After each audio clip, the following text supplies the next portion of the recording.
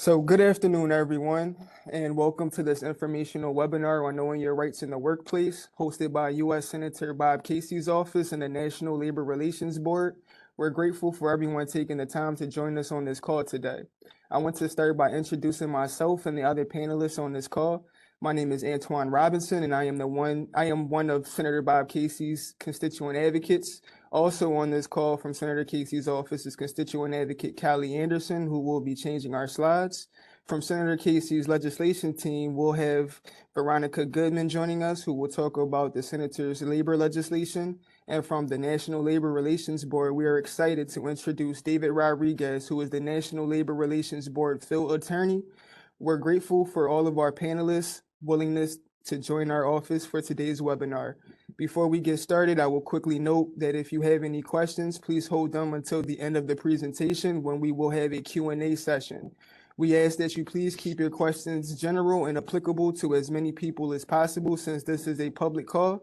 If you have any questions regarding your own specific situation, please contact our Senator Bob Casey's office. Our contact information will be provided shortly during the presentation for you to reach out directly.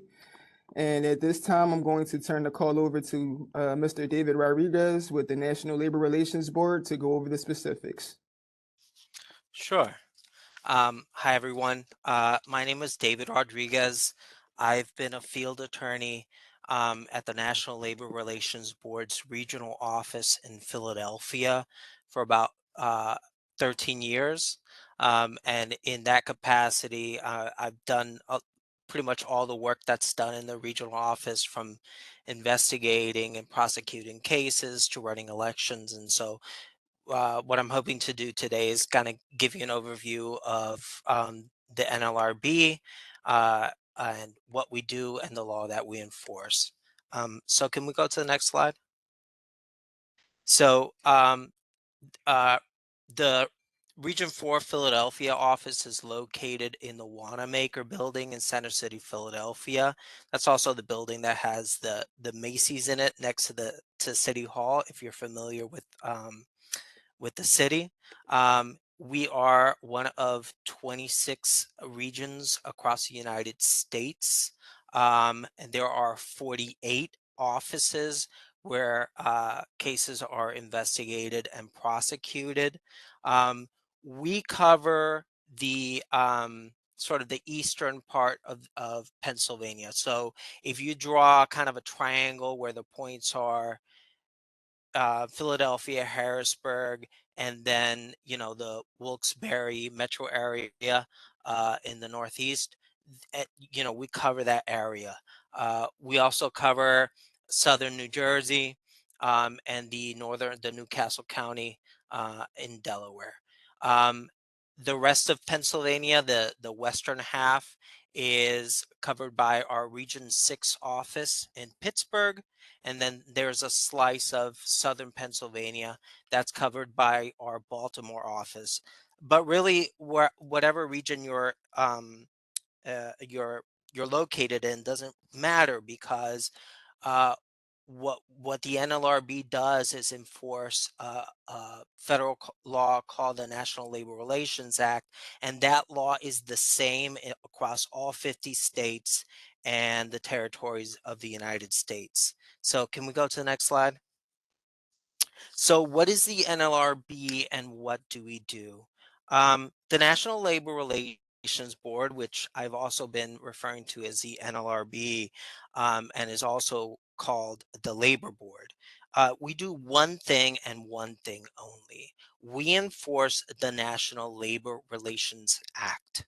So then the obvious next question is, okay, what is the National Labor Relations Act? So the National Labor Relations Act was passed into law in 1935 and was a key part of Franklin Delano Roosevelt's New Deal program, which were a series of laws and policies meant to end the Great Depression that had engulfed the nation since 1929. And the best way to understand what the NLRB is to get a sense of what was happening in the country around the time that the agency came into being. So next slide. All right. So as I alluded to earlier, the NLRB was founded to alleviate the Great Depression. Um, the Great Depression was preceded by uh, decades of growing inequality and rising industrialization, where companies were getting more and more organized, and and um, and um, and the differences between uh, those who were doing really well and those who were living in economic precarity sort of were becoming more and more pronounced. And that sort of all culminated in the beginning of the Great Depression in 1929, when those differences sort of came to a head.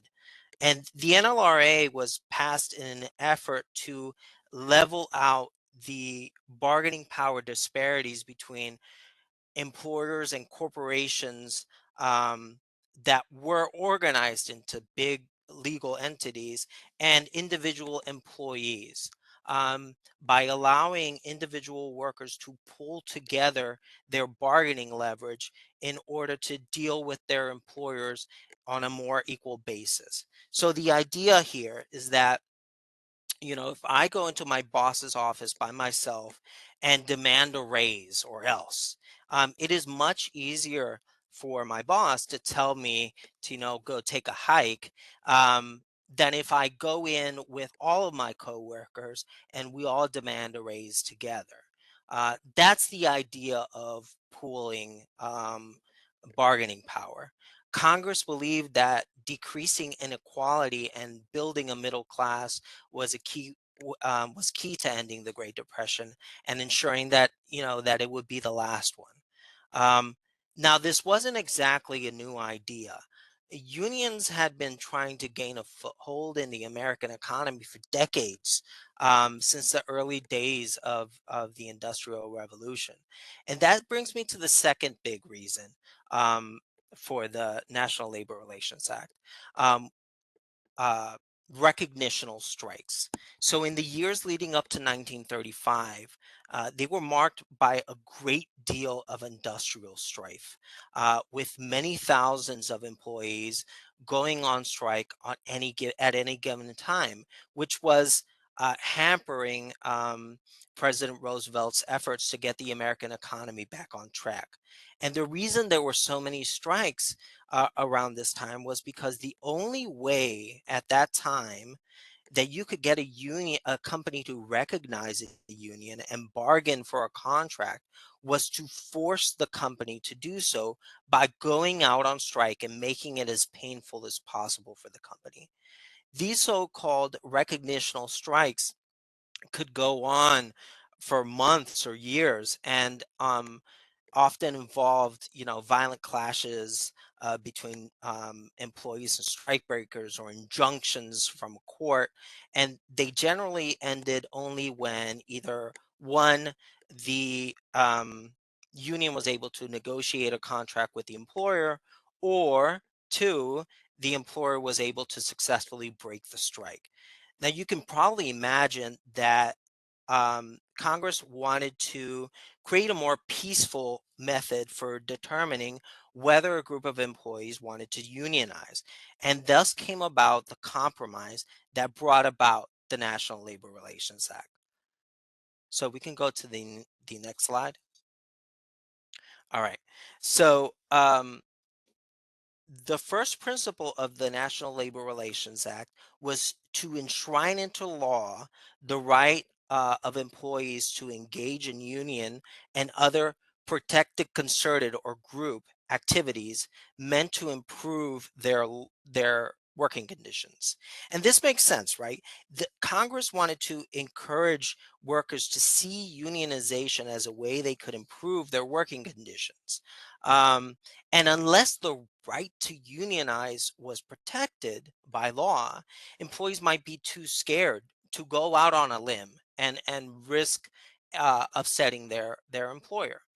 The second principle behind the National Labor Relations Act was to establish a peaceful method for workers to determine whether or not they wanted to unionize.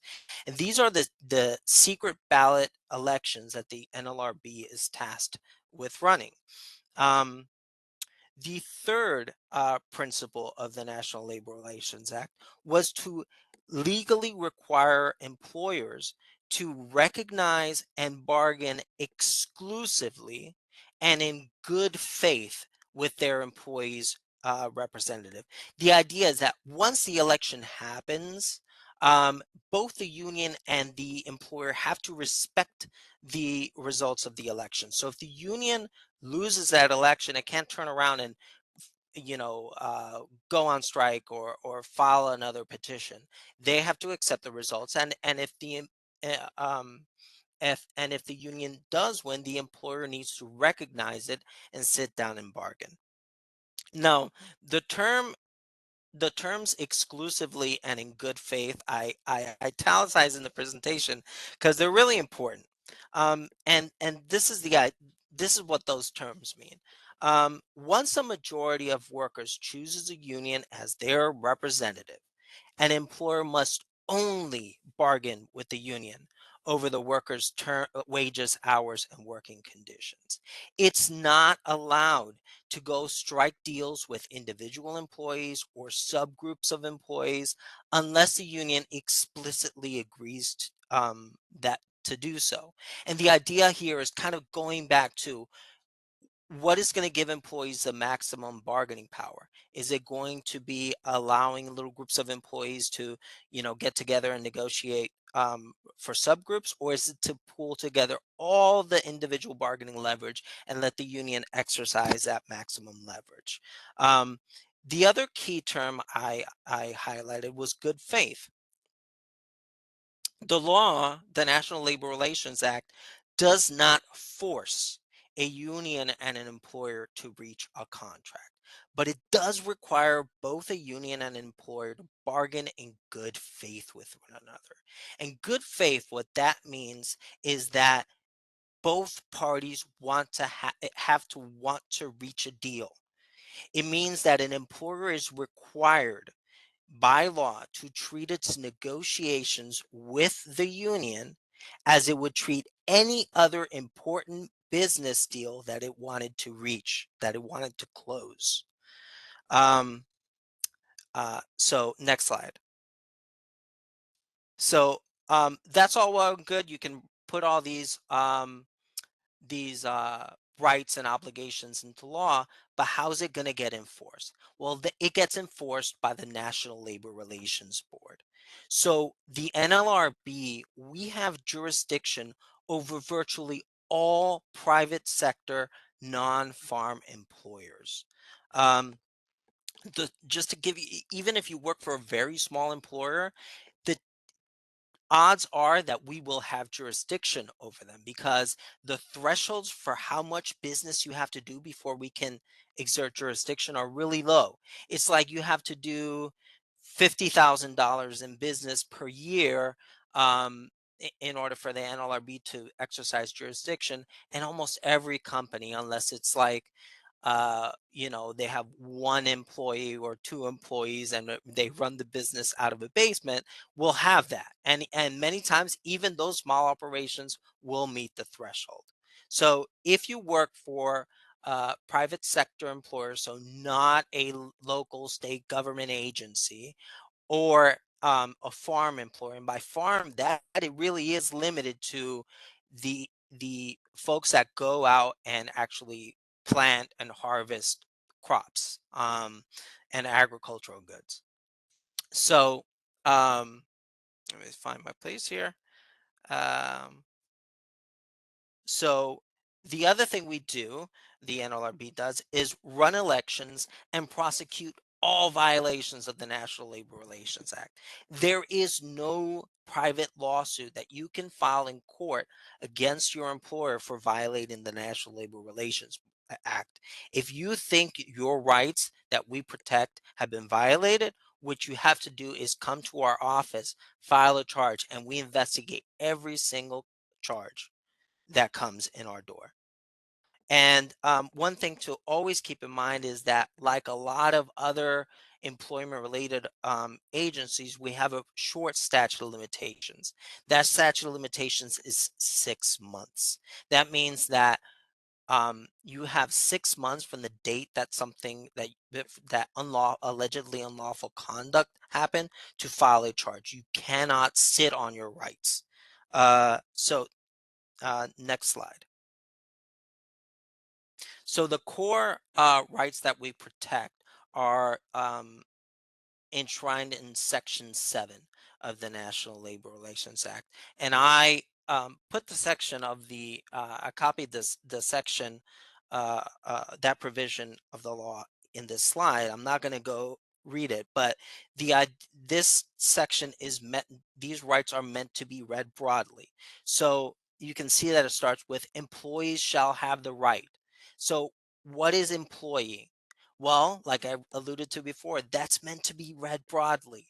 The law defines employee literally as any employee of an employer. Okay, so it doesn't really. The NLRB is not bound by whether your employer gives you a title with supervisor in it or classifies you as an independent contractor. Though we are going to always conduct our own analysis to determine whether or not you're an employee under the National Labor Relations Act. And this term employee is so broad that it even includes applicants for employment. So if you're applying for a job and you're denied that job because they think you might try to start a union, um, that is unlawful, even though they have never paid you a cent. You know, so the term is meant to be read broadly. And the rights in Section 7 also cover the right to strike, the right to discuss your wages with your coworkers, even if it's not in connection with any union activity. It even includes the right to explore whether other employees are interested in unionizing, even if it turns out that none of them are. You don't have to get them to agree with you in order to get the protection of the act. The idea is that the Congress wanted to protect everything that goes along with trying to improve your working conditions by either joining together or by trying to get a union to negotiate on your behalf. So can we go to the next slide? All right. So uh, the Section 7 defines the rights that you have, and then the next part of the law, Section 8, says that it's unlawful to violate those acts, those rights. So you can think of there's like two buckets of ways to violate your rights under Section 7. There is coercion, and then there's discrimination. And I'm going to go over coercion first, just because I think that some of you might be a little bit more familiar with just the term discrimination. But coercion includes anything that would interfere with your freedom to decide whether or not you want to exercise your right to unionization, your right to discuss and try to improve your working conditions with other employees.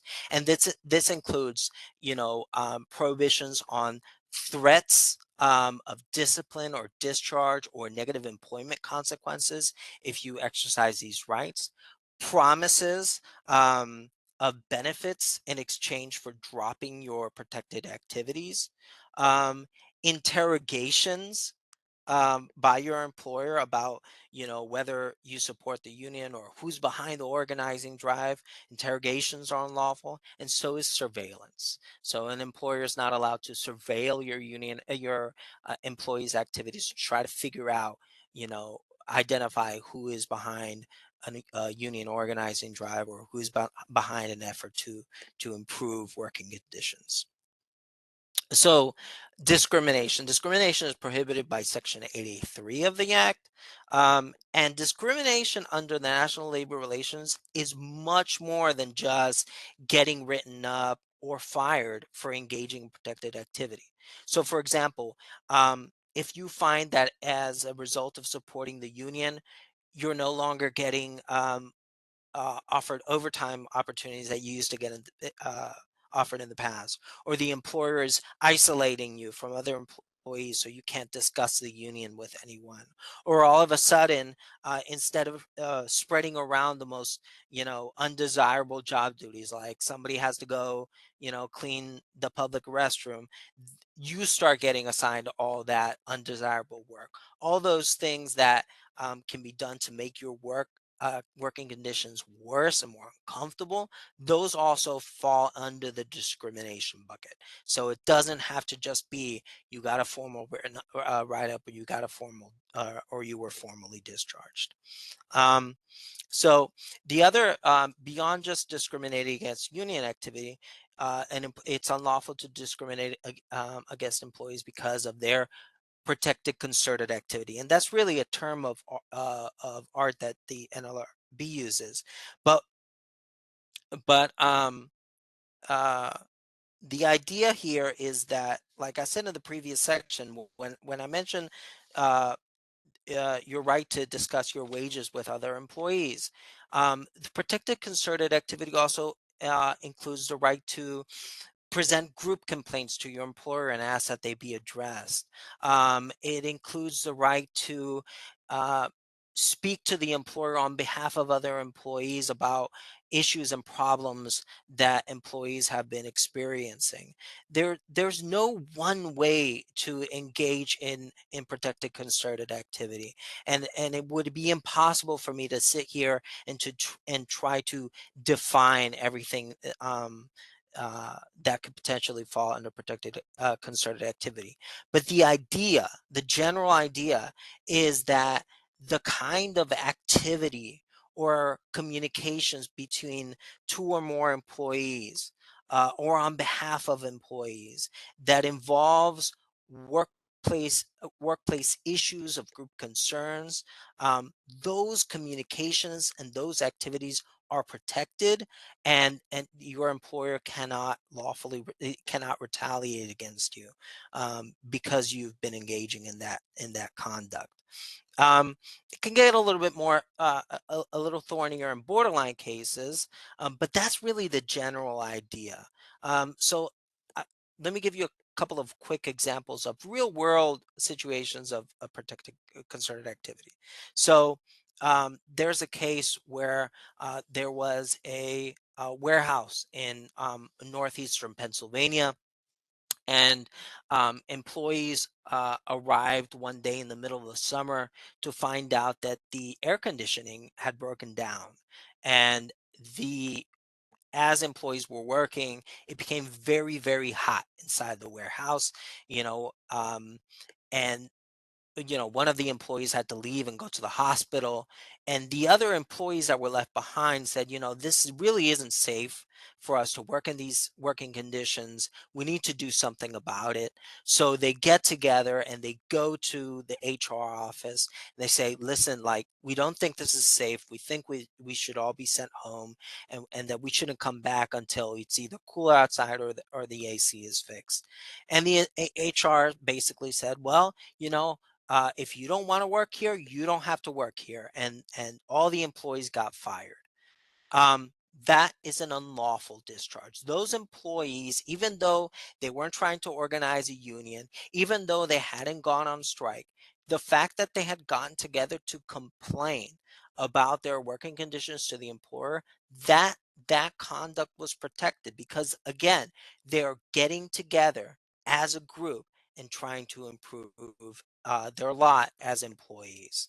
Um, two other a couple other things that rights that we also protect is Section 84 of the Act bars discrimination on the basis of filing a charge. So if you file a charge with the NLRB, even if that charge has no merit, even if you mistakenly, you should have filed with EOC, but you filed with us, not understanding what the law was, that activity is protected, and your employer cannot discriminate against you or coerce you from coming to the board and seeking to have your rights addressed.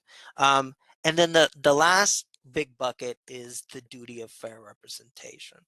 So this is a situation where a lot of the unlawful conduct we've been talking about until now is unlawful conduct by employers. But the duty of fair representation is something that the union owes to employees. So, they say that with great power comes great responsibility. And that's the general idea behind the duty of fair representation. So, as we discussed before, when a union is elected by employees, that union becomes their exclusive bargaining representative. And when they negotiate a contract, a collective bargaining agreement, that contract is a contract between the union and the employer. And the the union is the only party that can enforce that contract. Employees cannot individually enforce it. They must go through the union.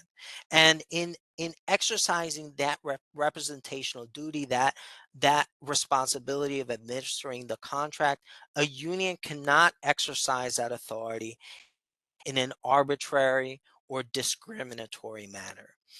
Just to give you an idea of what this means, the duty of fair representation uh, law came from a case in the railroad industry in the 1940s, a Supreme Court case.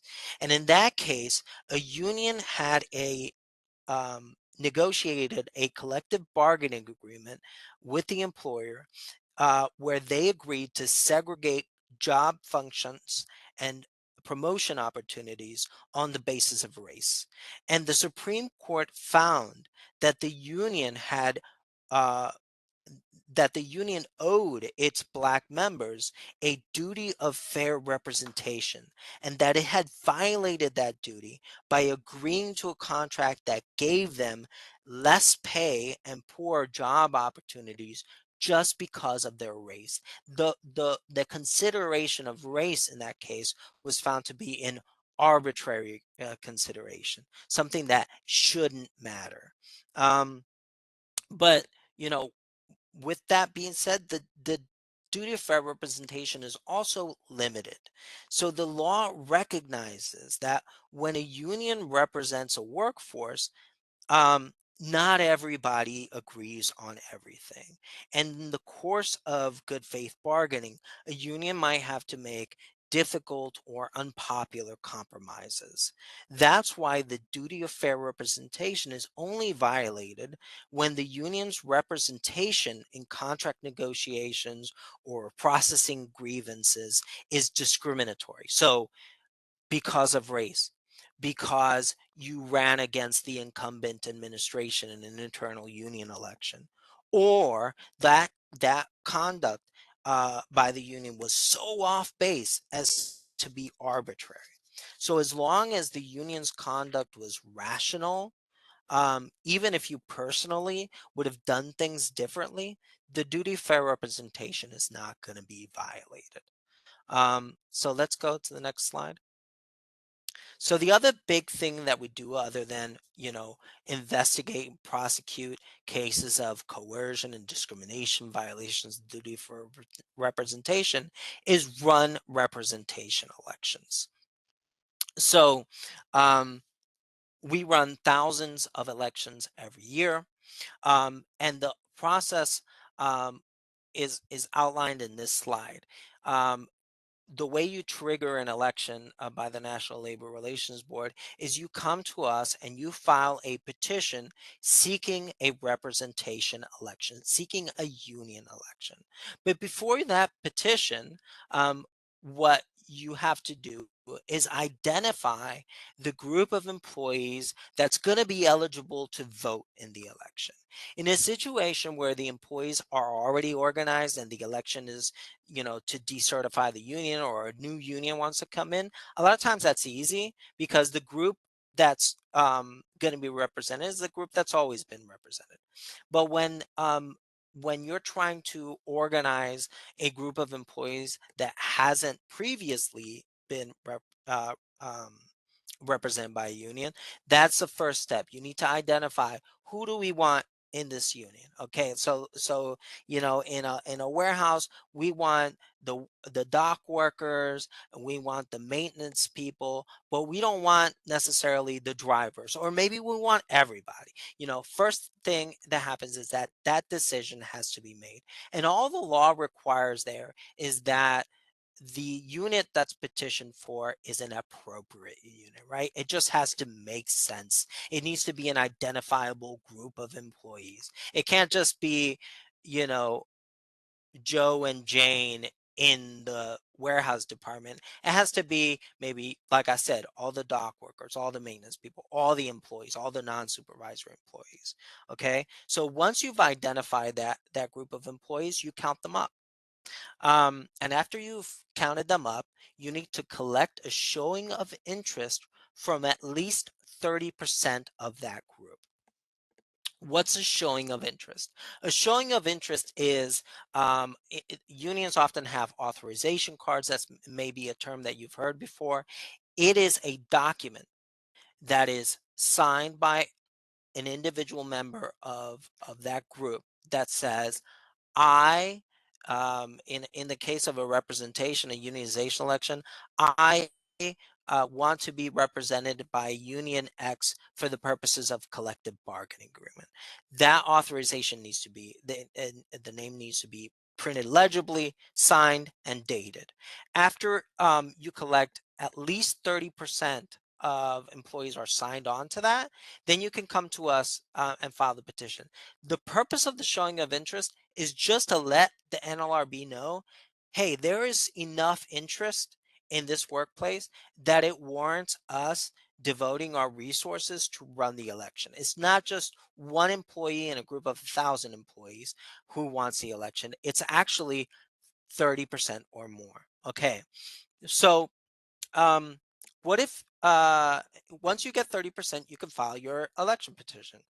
But if a majority of that group of employees signs, then instead of filing the petition right away, what a union can do is make a demand of recognition from their employer.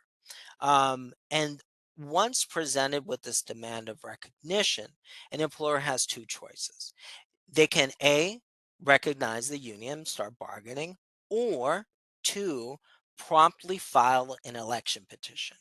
And once that election petition gets filed, we start processing that and setting up the election.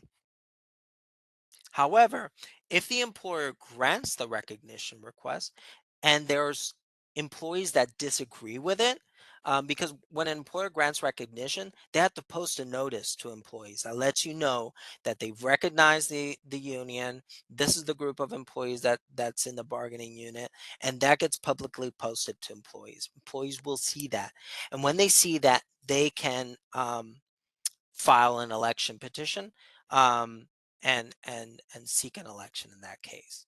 So the idea here is that no matter what happens, if there is sufficient interest, at least 30%, um, employees can always get an election to determine whether or not they want to be represented by a union. Now, what if there is already a union in place and employees either want to change their union or they want to decertify their union and become non-union? Then we have elections for those called decertification elections.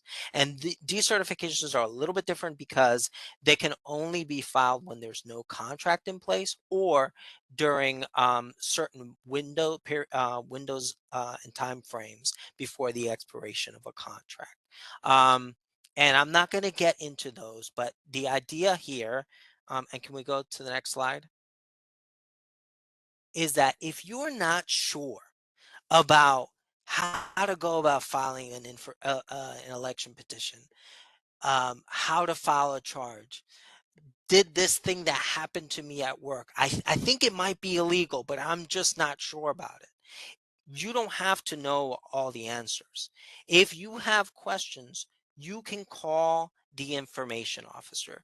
And the information officer program is something the NLRB has been doing for decades.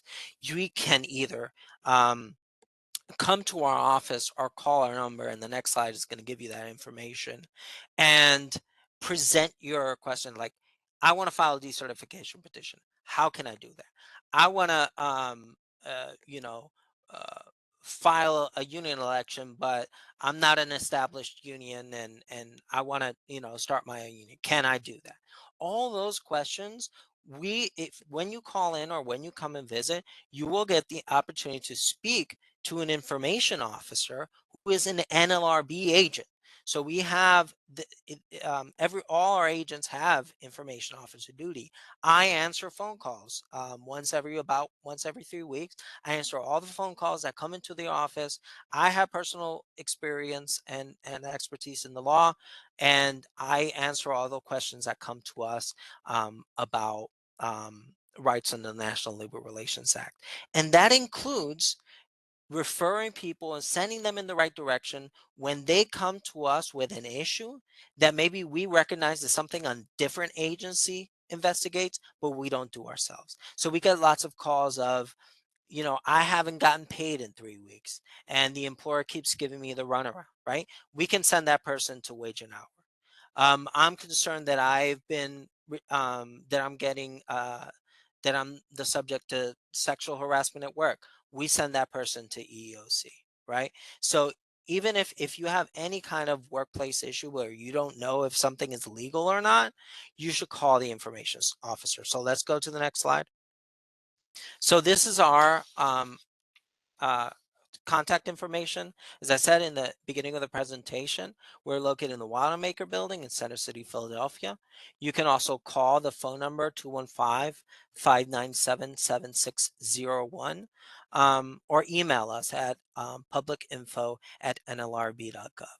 And honestly, if there is anything, because I know that you've gotten a lot of information today, if there is one takeaway that you should have from today is that if you're not sure if your rights have been violated, or if under the National Labor Relations Act, or if you're not sure that you can do something that would be protected under the National Labor Relations Act, you should call your information officer. Anytime you have a question, you have uncertainty, don't feel like you need to figure it out by yourself. Call your information officer. We're on duty Monday through Friday, 8:30 to 5 p.m., excluding federal holidays, and we will give you a call back, and you'll be able to tell us your situation and get answers to your questions. So that's the presentation that I have for today. I want to thank you all for your time and attention, and I will turn it back over to Antoine. Thank you, David, for sharing that presentation. That was some very important information about the National Labor Relations Board. Now, I am going to provide an overview of how Senator Casey's office may be of assistance to constituents regarding labor issues and navigating federal agencies. Next slide, please. Okay, so this picture is just an example of some of the federal agencies in the scope of labor. So Senator Casey's Office of Constituent Services consists of a team of constituent advocates who assist constituents that are experiencing issues with a federal agency. In the scope of labor-related issues, this includes, but not limited to, workers' compensation, workplace complaints, federal health insurance issues, federal retirement problems, small business concerns, and much more. After receiving written permission, our office is able to follow up with the federal agency on a constituent's behalf to check on the status of a pending claim or appeal, ask questions, relay information, and also demonstrate the Senator Casey's interest in the matter. Under the law and rules of the U.S. Senate, we cannot force an agency to act in someone's favor, but we always try to do our best to assist the constituents that call our office. Next slide, please. Labor casework. With regards to labor cases, we can reach out to the specific agency on the constituent's behalf to try and assist with a variety of matters, including claims or appeals and statuses, workplace complaints, provide answers to questions and concerns, provide resource information, small business loan and grant application updates. We can also assist constituents, help them navigate the different programs within the Office of Personnel Management, OPM, such as federal retirement, spousal and survivors benefits, federal annuity, and federal health insurance. It's important to note that if we cannot provide assistance, such with the state or private entities, we can refer constituents to someone who best can help you. Next slide, please.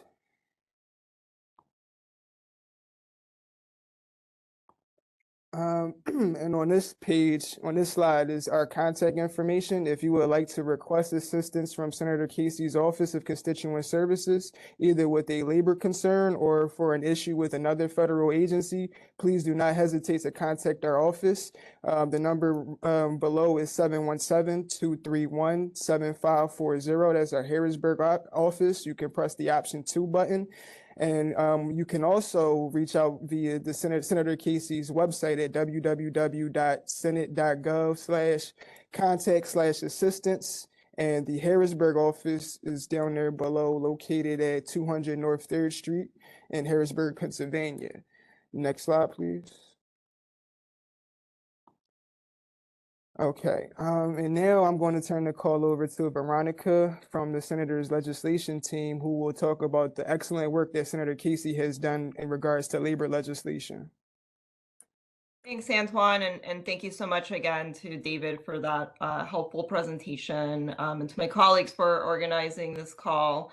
I'm Veronica Goodman. I'm Senator Casey's policy advisor on labor, pensions, workforce, and trade issues. And I wanted today to share relevant background on Senator Casey's legislative agenda on workers' rights and protections as relate to some of the topics we've discussed here today. Next slide, please. So first, Senator Casey believes that strengthening workers' rights and protections is essential to building an economy that works for all Americans, from things like raising the minimum wage to protecting workers' fundamental right to organize and ensuring that all workplaces are safe and free from discrimination or harassment. These are all critical to ensuring that workers can support themselves and their families. The senator believes that when workers have a say in decisions that affect them, workplace protections are enforced and workers are fairly compensated for their labor and the entire American economy benefits. Next slide, please. The senator has several pieces of legislation that support all of these sort of priorities. He's a proud co-sponsor of the Protecting the Right to Organize Act, or the PRO Act, which would safeguard and strengthen workers' fundamental right to organize. It includes, a lot of, ways to sort of modernize and strengthen workers' right to organize. So, it would close loopholes that allow workers to close loopholes that allow employers to misclassify employees, ensure unions can collect fair share fees to cover the costs of collective bargaining, and also create meaningful penalties for employers that violate workers' rights. Overall, it would really sort of level the playing field in an economy that's been rigged against workers. Next slide, please. Senator Casey has two bills in the tax worker space that he leads in the Senate. The first is called Tax Fairness for Workers, and it would allow workers to deduct common employment expenses. Here we have examples such as travel, uniform costs, and these deductions were stripped out in the 2017 Tax Cuts and Jobs Act. And then the second thing that this piece of legislation does, it allows workers to deduct their union dues. So Senator Casey views union dues as an investment that workers make in themselves and their workplaces. And so he's been championing that issue. And then secondly is No Tax Breaks for Union Busting Act. So under current tax policy, companies and corporations can deduct the cost of their union busting expenses. So anything from a captive audience meeting, materials used, for anti-union activities. And so this bill would end that sort of deduction that companies can get and, sort of strengthen workers' rights in that respect. Next slide, please. I think it was one before that. Thank you. The senator has also been fighting for workers' rights and protections with regard to artificial intelligence and some of the new workplace technologies that we've seen being implemented without workers' voices at the table. David mentioned surveillance. The two bills here are the Stop Spying Bosses Act, which would require disclosures of employees that are engaging in an employee surveillance, including data collection, and especially in sort of ways that could interfere with union organizing. And then the second is the No Robot Bosses Act, which would protect and empower workers by preventing employers from relying exclusively on AI or bots to make employment decisions. And so again, it would sort of create disclosures and sort of guardrails around how these technologies can be implemented in the workplace. Next slide, please. And lastly, we've heard today about the important and vital mission of the NLRB. And part of that is increasing funding for the National Labor Relations Board, which the senator is a big champion of. And recently, after nearly a 10-year blockade on an increase in funding for the NLRB, the senator fought to secure a $25 million funding increase. And it's not enough, there's, still a lot of work to be done for additional resources, but this increase did, prevent a hiring freeze and furloughs for staff. And so, we'll sort of continue championing the NLRB there so that we can make sure they have the resources they need, especially as the country has seen an increase in union and labor activity.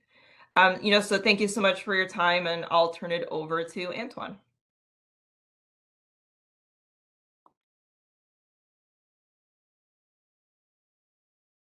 Important information about what Senator Casey is doing in regards to labor.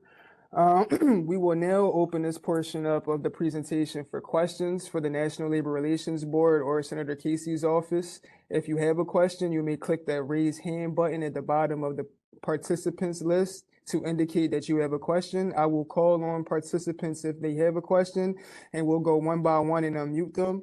Please note that this is a public call, so we ask you please keep your questions general. If you have any specific issues, please feel free to contact us via the information that I've provided, and I can put that back on the screen. If Callie could go back to that slide where our contact information is. And also this webinar is being recorded, and we will share the recording with everyone registered in a week or two. Thank you so much, and I'll open it up to any questions, comments, or concerns.